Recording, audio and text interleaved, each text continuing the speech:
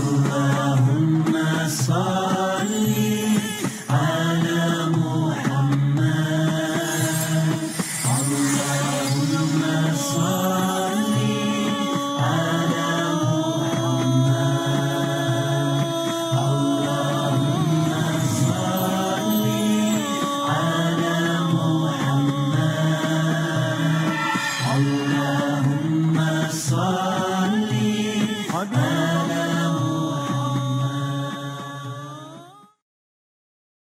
الحمدللہ والصلاۃ والسلام علی رسول اللہ۔ ناظرین، ایک بار پھر ہم آپ کی خدمت میں حاضر ہیں ایک نئے عنوان کے ساتھ۔ آج کی ہماری اس مجلس کا عنوان ہے داعیان الی اللہ کا مقام و مرتبہ۔ اللہ رب العزت قرآن شریف کے اندر جن لوگوں کی تعریفیں کرتا ہے، جن کے مقام و مرتبے بیان فرماتا ہے، ان لوگوں میں داعیان حق کا بڑا اونچا مقام ہے۔ داعیان حق ان لوگوں کو کہا جاتا ہے جو حق کی گواہی دیتے ہیں، اللہ کے پیغام کو پہنچاتے ہیں، اس راستے میں آنے والی پریشانیوں اور مشکلات کو خندہ پیشانی سے برداشت کرتے ہوئے اور اس راستے میں زندگی بھر لگے رہتے ہیں۔ حق کا راستہ بڑا دشوار راستہ ہے، لیکن اس راستے کی محبت ان کے دل و دماغ میں اس طرح رچ بس جاتی ہے کہ وہ ہر پریشانی کو ہنستے ہوئے قبول کر لیتے ہیں، لیکن اس راستے کو نہیں چھوڑتے۔ اللہ رب العزت بیان فرماتا ہے وَمَنْ أَحْسَنُ قَوْلًا مِّمَّنْ دَعَا إِلَى اللَّهِ وَعَمِلَ صَالِحًا وَقَالَ إِنَّنِي مِنَ الْمُسْلِمِينَ۔ اس آدمی سے اچھی بات کس کی ہو سکتی ہے؟ یہ داعیان حق کا تذکرہ ہو رہا۔ اللہ رب العزت سوال کے انداز میں پوچھ رہا ہے کہ ان سے اچھا کون ہے، ان کی بات سے اچھی کس کی بات اچھی ہے؟ کون ہیں وہ لوگ؟ داعیان حق ممن دعا الی اللہ، جو اللہ کی طرف بلاتے ہیں۔ دنیا میں بہت سارے لوگ ہیں جو کوئی قوم اور نسل کی طرف بلاتا ہے، ذات پات اور برادری کی طرف بلاتا ہے، کوئی آدمی مال و دولت کی طرف بلاتا ہے، کوئی باپ دادا کی طرف بلاتا ہے، اور کوئی آدمی ہے اپنے طور پر نکالے ہوئے نظریات، خیالات، افکار، ان کی طرف دعوت دیتا ہے۔ لیکن ان لوگوں کے درمیان میں ایک طبقہ ایسا بھی ہے جو نہ اپنی ذات کی طرف بلاتے ہیں، نہ کسی کے نظریات کی طرف بلاتے ہیں، نہ کسی قوم کا تعصب، نسل پرستی، کالے گورے، عربی اجمی کا فرق ان کو متاثر نہیں کرتا۔ وہ جب کھڑے ہوتے ہیں، جب دعوت دیتے ہیں تو صرف اللہ کی طرف بلاتے ہیں۔ دعا الی اللہ وعمل صالحا، ان کی صفت ایک بیان فرمائی کہ وہ صرف اللہ کی طرف بلاتے ہی نہیں ہیں، بلکہ وہ خود بھی اس پر عمل کرتے ہیں۔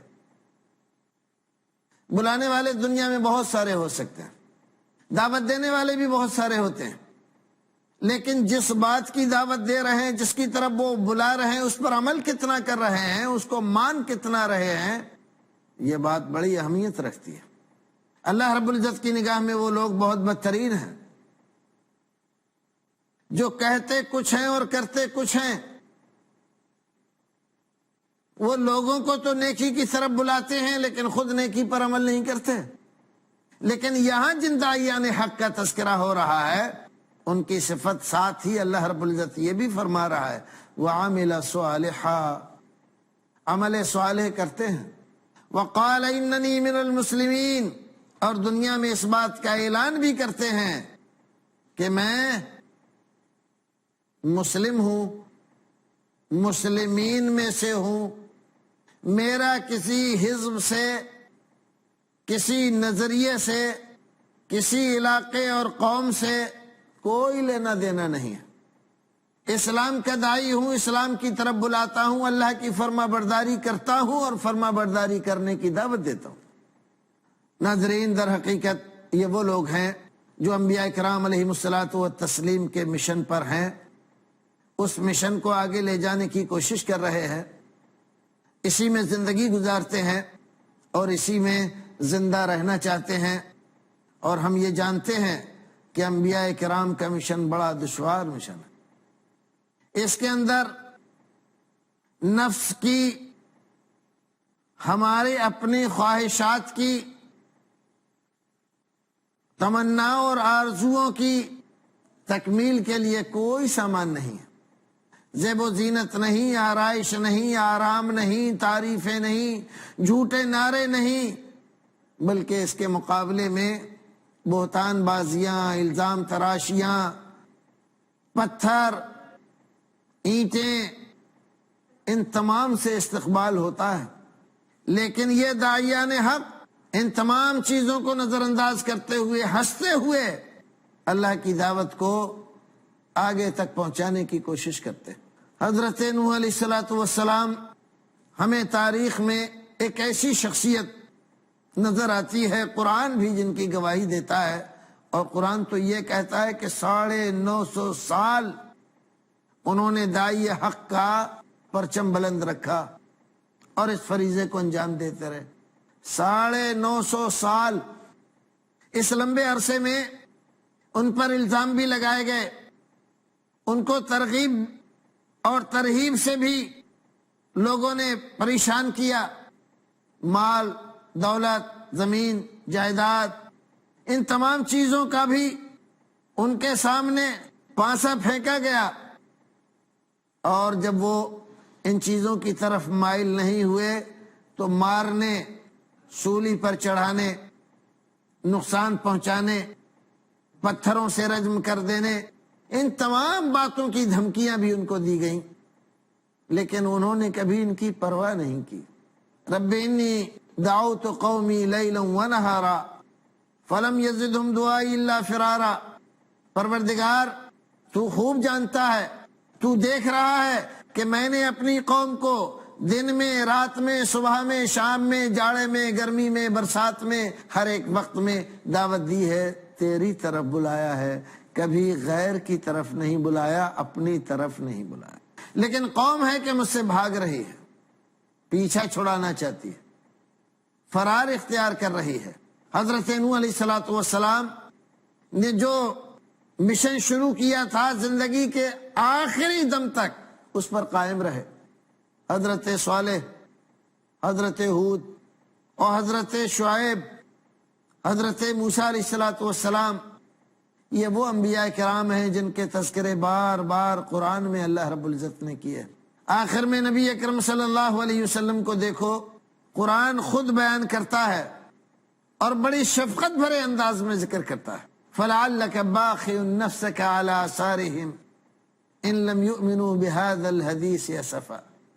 اندازہ لگاؤ، ایک ایک لفظ چنا ہوا ہے اور ایک الگ کیفیت کی نشاندہی کرتا ہے۔ اللہ رب العزت اپنے نبی سے مخاطب ہے، فَلَعَلَّكَ بَاخِعٌ نَفْسَكَ، شاید آپ اپنے آپ کو ہلاکت، پریشانی، مصیبت اور جنجال میں ڈال لیں گے۔ کس لیے؟ اس لیے کہ یہ لوگ ایمان نہیں لا رہے، آپ کی بات نہیں مان رہے ہیں۔ نہیں، یہ آپ کی ذمہ داری نہیں ہے۔ اگر یہ ایمان نہیں لاتے ہیں تو اس کی وجہ سے آپ دنوں رات پریشان رہتے ہیں، کڑھن محسوس کرتے ہیں، ٹینشن میں رہتے ہیں، اور ہر وقت اسی فکر میں سرگرداں اور غلطاؤں پیچھا رہتے ہیں۔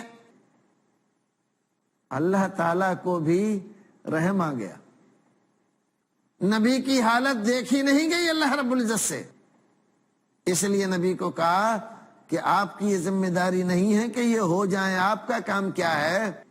انما انت مذکر لست علیہم بمسیطر۔ اے نبی، آپ کو ہم نے دروغہ بنا کر تھوڑی بھیجا ہے کہ زبردستی ان سے یہ بات منوا دیں گے۔ انما انت مذکر، آپ کی ذمہ داری یہ ہے کہ آپ پہنچا دیجئے، بتلا دیجئے، بس۔ یہ ذمہ داری نہیں ہے کہ اگر یہ نہیں مانیں گے تو آپ سے پوچھا جائے گا انہوں نے مانی کیوں نہیں بات آپ کی، آپ پر ایمان کیوں نہیں لائے، اسلام قبول کیوں نہیں کیا۔ آپ اندازہ لگائیے رسول اکرم صلی اللہ علیہ وسلم کی حالت کو۔ امت کے لیے کس قدر پریشان رہتے ہیں، راتوں کی نیندیں اڑ جاتی ہیں، جہنم کا تصور کرتے ہیں اور پھر اپنی امت کو اس میں جلنے کا تصور کرتے ہیں تو پریشان ہو جاتے ہیں اور کھڑے ہو جاتے ہیں اللہ رب العزت کے دربار میں کہ پروردگار امتی امتی۔ اللہ اکبر۔ نبی اکرم صلی اللہ علیہ وسلم داعی حق ہیں، یہاں سے ہمیں داعی حق کے لیے رہنما اصول ملتے ہیں۔ داعی حق کے لیے ضروری ہے کہ وہ جب دعوت دے اللہ رب العزت کی طرف دعوت دے۔ دوسری بات، جس کو وہ دعوت دے رہا ہے اس کے ساتھ پوری ہمدردی اور خیر خواہی رکھے۔ تیسری بات، اپنی ساری زندگی میں اس بات کی کوشش کرے کہ یہ بندہ اللہ رب العزت کا اللہ کے عذاب سے بچ جائے۔ خیر خواہی، ہمدردی، ان تمام چیز کا ہونا داعی حق کے لیے ضروری ہے۔ اور جب وہ یہ ساری چیزیں اسی انداز سے انجام دیتے ہیں تو ان کے مقام و مرتبے کا کچھ پوچھنا نہیں ہے۔ اللہ رب العزت نے ان کے لیے بڑا درجہ رکھا ہے، بڑے مرتبے ہیں ان کے، بڑی شان ہے ان کی۔ وہ در حقیقت نبی اکرم صلی اللہ علیہ وسلم کے مشن پر ہیں۔ اسی لیے نبی اکرم صلی اللہ علیہ وسلم نے اپنی ایک حدیث میں ارشاد فرمایا، العلماء ورثۃ الانبیاء، علماء انبیاء کے وارث ہیں۔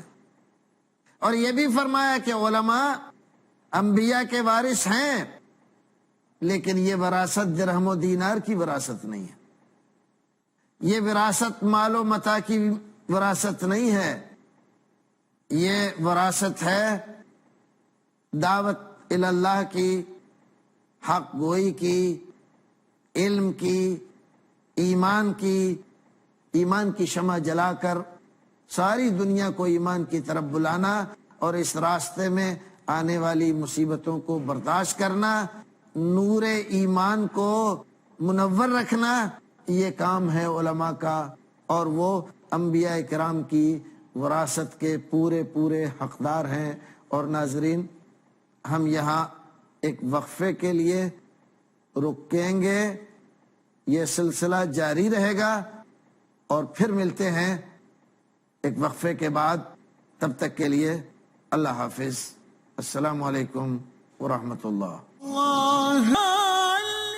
ناظرین، پھر آپ کا استقبال ہے۔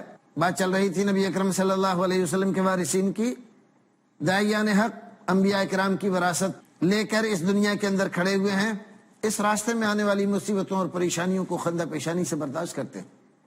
صحابہ کرام رضوان اللہ تعالیٰ علیہم اجمعین سے لے کر بزرگان دین تک ایک لمبا سلسلہ ہے، ایک دو نہیں، سینکڑوں نہیں، ہزاروں لاکھوں انسان ایسے گزرے ہیں جنہوں نے اپنی زندگیوں کو یہ ثابت کرنے میں لگا دیا کہ اس دنیا سے ہمارا کوئی لینا دینا نہیں ہے، ایک ذمہ داری نبھانے کے لیے آئے ہیں اور ہر قیمت پہ ہمیں اس ذمہ داری کو نبھانا ہے۔ ان صلاتی و نسکی و محیایا و مماتی للہ رب العالمین لا شریک لہ وبذالک امرت وانا اول المسلمین۔ ہماری نماز، ہمارے روزہ، ہماری زکوٰۃ، ہماری قربانیاں، مالی عبادتیں، بدنی عبادتیں، قولی عبادتیں، یہ ساری کی ساری اللہ رب العزت کے لیے ہیں۔ ہمارا جینا، ہمارا مرنا، سب کچھ اللہ رب العزت کے لیے ہے۔ ہم ان تمام باتوں میں کسی دوسرے کو اللہ رب العزت کے ساتھ شریک نہیں کرتے، اسی بات کا ہمیں حکم ہے، اور ہم بھی اس بات کا اعلان کرتے ہیں اور سب سے پہلے اس کو مانتے ہیں۔ حضرت ابراہیم خلیل اللہ علیہ السلام کو ان کی زندگی میں دعوت حق دینے کے نتیجے میں کتنے پریشانیوں سے دوچار ہونا پڑا۔ لوگوں نے آگ کے بڑے بڑے آلاؤ، بڑی بڑی خندقیں دہکا کر ان کو اس میں ڈال دیا، لیکن وہ ہراساں نہیں ہوئے، خندہ پیشانی سے برداشت کر گئے۔ رسول اکرم نے طائف کے میدان سے لے کر احد اور خندق کے میدان تک جو کچھ پریشانیاں برداشت کی، حضرت بلال حبشی، صہیب رومی، عمار ابن یاسر اور ان جیسے بلاکشان اسلام نے جو کچھ اسلام کے لیے اپنی خدمات پیش کی ہیں، رہتی دنیا تک یاد رہیں گی۔ ایک دو نہیں، ہزاروں صحابہ کرام نے داعیان حق کا کردار نبھاتے ہوئے اپنی جان جاں آفریں کے سپرد کر دی، اور ذرہ برابر بھی ملال ان کے دل میں پیدا نہیں ہوا، بلکہ وہ تو یہ کہتے ہوئے دنیا سے رخصت ہوئے کہ جان دی ہوئی اسی کی تھی، حق تو یہ ہے کہ حق ادا نہ ہوا۔ کتنے صحابہ کرام، تابعین اعظام، بزرگان دین اس تمنا میں دنیا سے رخصت ہوئے کہ کاش ہمارے جسم میں ایک نہیں انیک جانیں ہوتی اور وہ ساری کی ساری اللہ رب العزت کے لیے قربان کر دیتے۔ بڑا مرتبہ ہے، بڑا مقام ہے ان داعیان حق کا، اور اللہ رب العزت نے ان کا تذکرہ قرآن شریف میں بار بار کیا ہے۔ قُلْ هَلْ يَسْتَوِي الَّذِينَ يَعْلَمُونَ وَالَّذِينَ لَا يَعْلَمُونَ، اے نبی آپ فرما دیجئے کہ کیا دنیا والو، کیا جواب ہے تمہارے پاس اس سوال کا؟ جاننے والے اور انجان، جاہل اور عالم، داعیان حق اور داعیان باطل کبھی برابر ہو سکتے ہیں؟ نہیں ہو سکتے، کبھی برابر نہیں ہو سکتے۔ نبی اکرم صلی اللہ علیہ وسلم کے صحابہ کرام نے، تابعین اعظام نے، بزرگان دین نے، محدثین کرام نے جو کردار پیش کیا ہے، یقیناً وہ اس درجے اور مرتبے کے پورے مستحق ہیں کہ اللہ رب العزت ان کو ان لوگوں کے ساتھ شمار کرے جن کا تذکرہ اس آیت کریمہ میں کیا ہے۔ محمد رسول اللہ والذین معہ اشداء علی الکفار رحماء بینہم تراہم رکعا سجدا یبتغون فضلا من اللہ ورضوانا سیماہم فی وجوہہم من اثر السجود ذالک مثلہم فی التوراۃ ومثلہم فی الانجیل۔ اللہ اکبر۔ رسول اکرم اور ان کے ساتھیوں کا تذکرہ اللہ رب العزت فرما رہا ہے۔ کس انداز سے فرما رہا ہے؟ اشداء علی الکفار رحماء بینہم، یہ ناحق پر چلنے والے، حق کی گواہی نہ دینے والے، حق کے ساتھ دشمنی کرنے والے، ان کے مقابلے میں یہ نہایت سخت ہے۔ رحماء بینہم، لیکن آپس میں یہ بہت ہی نرم ہے۔ اگر تم کبھی ان کو دیکھو گے تو تمہیں نظر آئے گا تراہم رکعا سجدا، کبھی کسی کو رکوع کی حالت میں دیکھو گے، کسی کو سجدے کی حالت میں دیکھو گے۔ یبتغون فضلا من اللہ ورضوانا، ان کی زندگی کی ساری تگ و دو صرف اس لیے ہے کہ اللہ کی خوشنودی حاصل ہو جائے، اس کی رضامندی مل جائے۔ داعیان حق بھی یہی کرتے ہیں۔ اس دنیا میں دعوت دینے والے دو طرح کے ہوتے ہیں، ایک باطل کی طرف دعوت دینے والے اور ایک حق کی طرف دعوت دینے والے۔ علماء حق اور علماء سو ہر زمانے میں موجود رہے۔ علماء حق کا کام بڑا دشوار ہے، جبکہ علماء سو کا کام زمانے کے لذائذ اور اس کی تمام تر رعنائیوں سے جڑا ہوا ہے۔ علماء حق نے ہمیشہ باطل کا ساتھ دیا ہے، جھوٹوں کے ساتھ کھڑے رہے ہیں، ظالموں کے ہاتھ مضبوط کیے ہیں، مظلوموں کی فریاد سننے سے اپنے کانوں کو بہرا کر لیا ہے، ہمیشہ اپنے خاندان کی شان و شوکت کو اونچا کرنے میں لگے رہے۔ اس کے مقابلے میں علماء حق نے جو کردار پیش کیا ہے وہ کردار ہے اللہ کی آواز بلند کرنے کا، رسول اکرم کی لائی ہوئی دعوت کو پھیلانے کا، وہ کردار ہے ظالموں کے خلاف کھڑے ہونے کا، وہ کردار ہے ظالموں کے ظلم سے نہ ڈرنے کا۔ اسی لیے رسول اکرم نے ان کو بشارت سنائی، افضل الجہاد، سب سے بڑا و بہترین جہاد۔ بڑے بڑے علماء کرام، بڑے بڑے فقہاء اعظام ان آزمائشوں میں تعویلیں کر کے اپنے آپ کو بچانے میں لگ گئے۔ بہت سارے لوگ تھے کہ ان آزمائشوں میں گرفتار کیے گئے، پیٹا گیا، مارا گیا، ان کی زمینیں جائیدادیں ضبط کی گئیں، ان کو سزاؤں سے دوچار کیا گیا، ان کے عہدوں سے ان کو برخاست کیا گیا، ان پر زندگی اجیرن کر دی گئی۔ حضرت امام احمد بن حنبل اللہ رب العزت کی ہزار ہزار رحمتیں ان پر، یہ ان لوگوں میں سے تھے کہ علماء سو کی آنکھوں میں آنکھیں ڈال کر کلمہ حق بلند کرتے رہے، جیل میں ڈالے گئے، کوڑے برسائے گئے، ایک دو دن نہیں، ہفتے دو ہفتے نہیں، بلکہ مہینوں سالوں یہ سلسلہ جاری رہا، جب تک وہ بادشاہ نہیں مر گیا اور اس کا جو قائم مقام بیٹھا وہ نہیں مر گیا، تب تک یہ اذیتیں اور یہ تکلیفیں جاری رہی۔ لیکن امام نے کلمہ حق کہنے سے منہ نہیں موڑا اور قرآن شریف کی اس آیت کریمہ کے مطابق اس کی روشنی میں زندگی گزاری۔ ان الذین قالوا ربنا اللہ ثم استقاموا تتنزل علیہم الملائکہ الا تخافوا ولا تحزنوا وابشروا بالجنة التي کنتم توعدون۔